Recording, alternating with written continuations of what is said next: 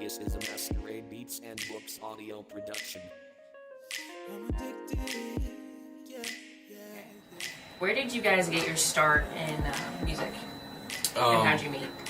Well, me, first of all, I mean, I've been doing music since grade school, honestly. I started with poetry and everything, and then moved up when I got to middle school. Did my first song with one of my friends. Her name is Teresa Carter. And we did our first song, Midwest Soldiers. We recorded that. And then through high school, I kept doing everything. And continued when I got to college. Yeah. I started out in high school. Just in the locker room, messing around with boys, whatever, rapping. And I really didn't start singing until, I don't know, a year ago. To be honest, I never sang in front of my family ever. And my dad, he was kind of mad because he's like, "You've been singing since how long?" We just found out last year, so we just kind of started singing. And I've always done poetry and enjoyed, music, and just met up with Juan and Hank, and we just started making music, and everything else is kind of history right now. Hank, you're gonna have to move closer and then talk and then answer the question. I mean, I've been singing in like church choirs and school choir, but mostly did it just for fun. Then met up with James in junior high. Set up the studio down in his mom's basement. Hello. What was that, 7th grade? Seventh grade. We were in band too, so we go way back. And then moved out here in August. I heard Dice and I was like, man, let's do it. And I was just all on board. And now behind the scenes. Behind the scenes. We in the studio. We in the trying to remember the verse. That sounded terrible. Talking about me? No. Oh, you tripping, bro.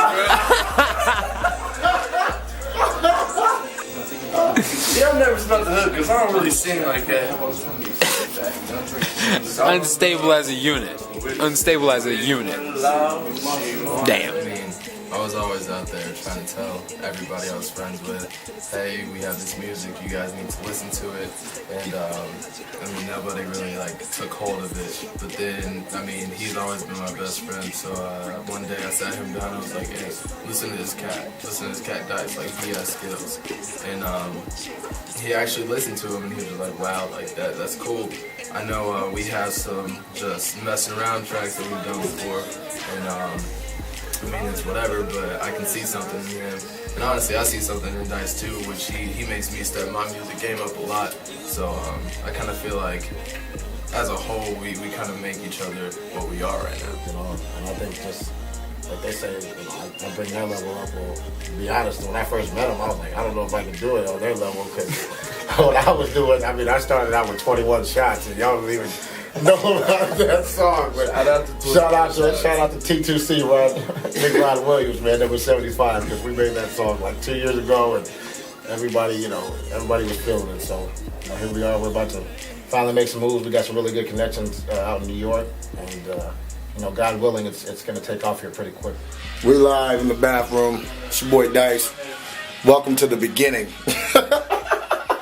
Okay, talk about your first song and your first huge, just mind-blowing to people, and what did you guys do, and how did that happen as far as your production, how long it took, and stuff like that?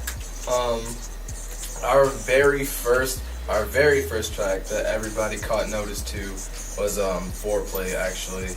And that had Jordan Simmons on it. It had myself, Dice, and then Chris Morales. He also played football. Shout out to him. He's over there doing his thing in Europe right now. Shout out. That was our very first track.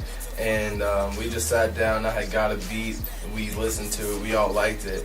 And Dyson came up with this track, and it was Foreplay. It was Foreplay as in there was 4 people on the track, featuring 4 people, and then Foreplay as well with the sexual reference, Yeah. That's what I talk about. I never do that. That's what I talk about. That track was just ridiculous, just because he laid down the hook for it, and then we all wrote our verses. We got it done, I want to say, in about 2 hours time maybe, and then I sat down, did the production for it, like mixed and mastered everything, and got it out, and literally everybody loved that track. I mean, everybody loved it. We had people playing it in the locker room nonstop. We had people on Facebook, Twitter, just blowing up about it. And that was really our first track that everybody really took notice to and took hold of. Silly. Adjusted it. Hey.